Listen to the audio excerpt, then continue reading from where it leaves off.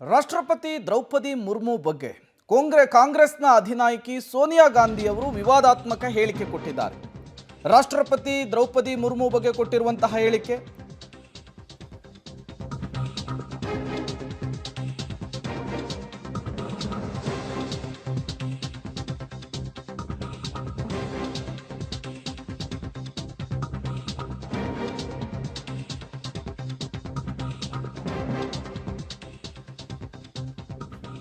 ರಾಷ್ಟ್ರಪತಿ ಭವನದಿಂದ ಇದೇ ವಿಚಾರಕ್ಕೆ ಸಂಬಂಧಪಟ್ಟಂತೆ ಪತ್ರಿಕಾ ಹೇಳಿಕೆ ಕೂಡ ಬಿಡುಗಡೆಯಾಗಿದೆ. ಮುರ್ಮು ಬಗ್ಗೆ ಸೋನಿಯಾ ವಿವಾದಾತ್ಮಕ ಹೇಳಿಕೆಯ ವಿಚಾರಕ್ಕೆ ಸಂಬಂಧಪಟ್ಟಂತೆ ಭಾಷಣದ ವೇಳೆ ಫೋರ್ ಲೇಡಿ ದಣಿದಿದ್ರು ಅಂಥೇಳಿ ಹೇಳಿಕೆಯನ್ನು ಸೋನಿಯಾ ಅವರು ಕೊಟ್ಟಿದ್ರು. ಸೋನಿಯಾ ಹೇಳಿಕೆಯ ಬೆನ್ನಲ್ಲೇ ರಾಷ್ಟ್ರಪತಿ ಭವನ ಇದೇ ವಿಚಾರಕ್ಕೆ ಸಂಬಂಧಪಟ್ಟಂತೆ ಸ್ಪಷ್ಟನೆ ಕೊಟ್ಟಿದೆ. ಸೋನಿಯಾ ಅವರ ಹೇಳಿಕೆ ರಾಷ್ಟ್ರಪತಿ ಭವನದ ಘನತೆ ಗೌರವಕ್ಕೆ ಧಕ್ಕೆ ತಂದಿದೆ. ಭಾಷಣದ ವೇಳೆ ರಾಷ್ಟ್ರಪತಿ ದಣಿದಿರಲಿಲ್ಲ.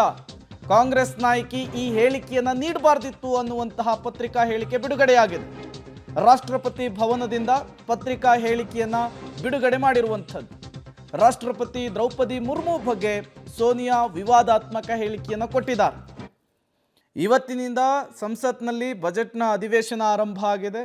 ನಾಳೆ ಬಜೆಟ್ ಮಂಡನೆ ಆಗಲಿದೆ. ಅದಕ್ಕೂ ಮೊದಲು ಸೋನಿಯಾ ಗಾಂಧಿಯವರು ರಾಷ್ಟ್ರಪತಿಯವರ ಭಾಷಣವನ್ನು ಉದ್ದೇಶಿಸಿ ಮಾತನಾಡುವಂತಹ ಸಂದರ್ಭದಲ್ಲಿ ವಿವಾದಾತ್ಮಕ ಸ್ಟೇಟ್ಮೆಂಟನ್ನು ಕೊಟ್ಟಿದ್ದಾರೆ. ಮತ್ತಷ್ಟು ಡೀಟೇಲ್ಸ್ ಅನ್ನು ಕೊಡ್ತಾರೆ ಶಬೀರ್, ದೂರವಾಣಿ ಸಂಪರ್ಕದಲ್ಲಿ ಜಾಯಿನ್ ಆಗಿದ್ದಾರೆ. ಶಬೀರ್, ಏನಿದು ಸ್ಟೇಟ್ಮೆಂಟು, ಏನೆಲ್ಲ ಬೆಳವಣಿಗೆಗಳಾಗ್ತಾ ಇದೆ ಈ ಹೇಳಿಕೆಯ ವಿಚಾರಕ್ಕೆ ಸಂಬಂಧಪಟ್ಟಂತೆ ಅಂತ? ಪ್ರೇಮ್ ನೋಡಿ, ಇವತ್ತು ಬಜೆಟ್ ಅಧಿವೇಶನ ಆರಂಭ ಆಗಿರುವಂತದ್ದು.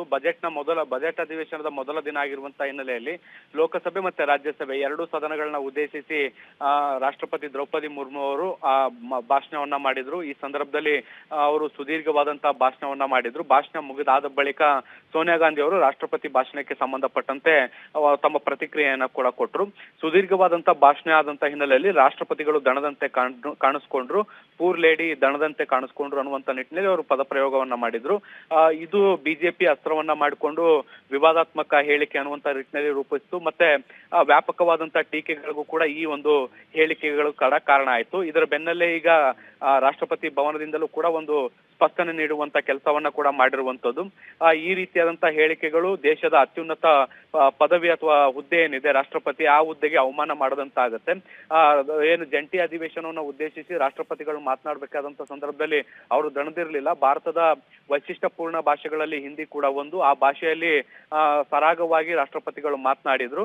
ಅವರು ಕೊನೆಯವರೆಗೂ ಕೂಡ ಯಾವುದೇ ರೀತಿಯಾದಂತಹ ಆಯಾಸ ಅಥವಾ ದಣಿವು ಎಲ್ಲೂ ಕೂಡ ಅವ್ರಿಗೆ ಕಂಡು ಬಂದಿರಲಿಲ್ಲ. ಅವರು ಮಹಿಳೆಯರು, ರೈತರು ಮತ್ತೆ ಮಧ್ಯಮ ವರ್ಗದ ವಿಚಾರಗಳನ್ನ ಮಾತನಾಡಬೇಕಾದಂತ ಸಂದರ್ಭದಲ್ಲಿ ಅವರಿಗೆ ಎಂದೂ ಕೂಡ ದಣಿವಾಗಲ್ಲ ಅನ್ನುವಂತ ನಿಟ್ಟಿನಲ್ಲಿ ಸ್ಪಷ್ಟನೆಯನ್ನ ಕೂಡ ಕೊಡುವಂತ ಕೆಲಸವನ್ನ ಈಗ ರಾಷ್ಟ್ರಪತಿ ಭವನ ಮಾಡಿದೆ.